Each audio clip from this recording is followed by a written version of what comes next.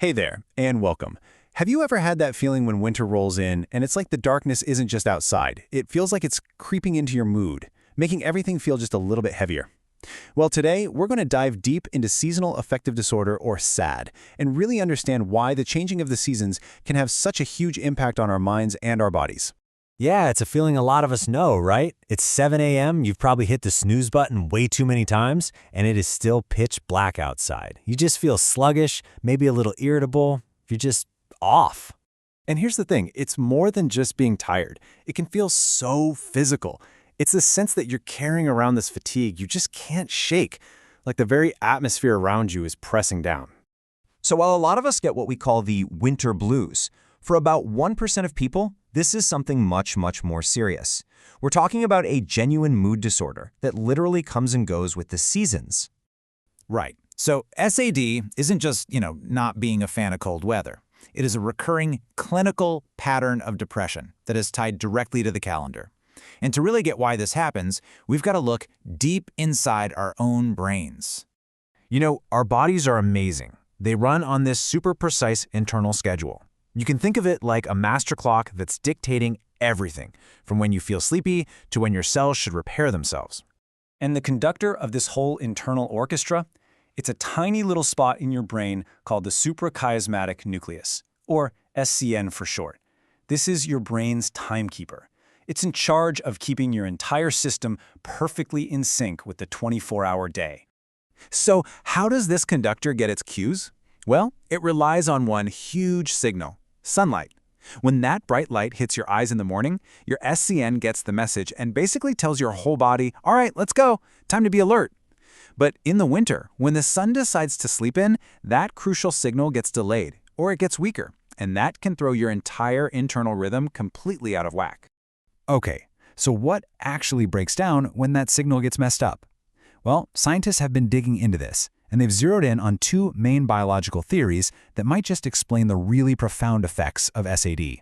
And this lays it out perfectly. We've got two main suspects in the lineup. On one side, we have the melatonin overload theory. That's the idea that the brain is just making too much of the sleep hormone. And on the other side, we've got the circadian time shift idea, where your entire internal clock is just running behind schedule. Let's tackle that first one, the melatonin idea.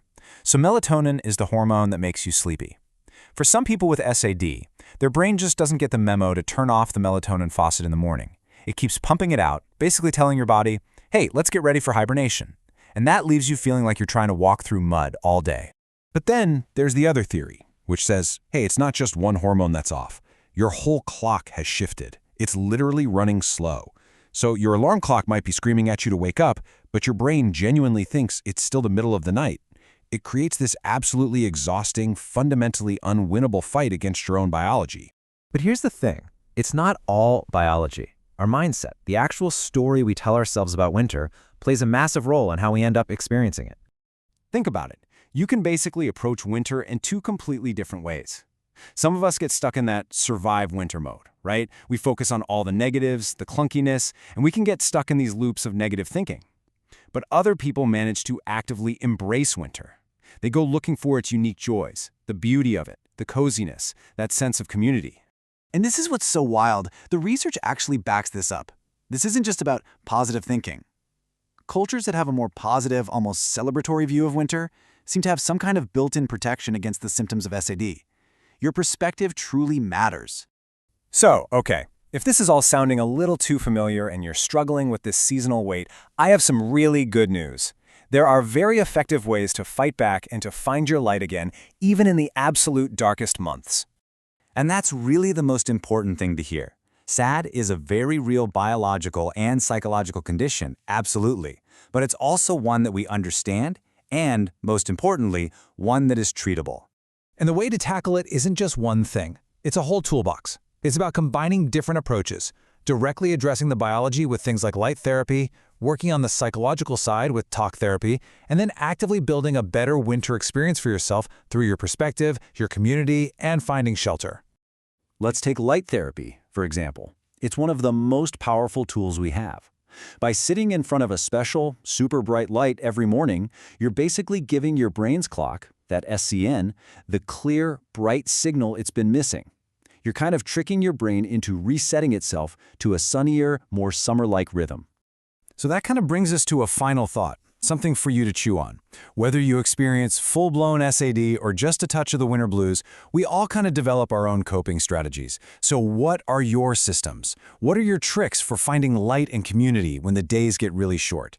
Just thinking about that might be the very first step to having a much better winter.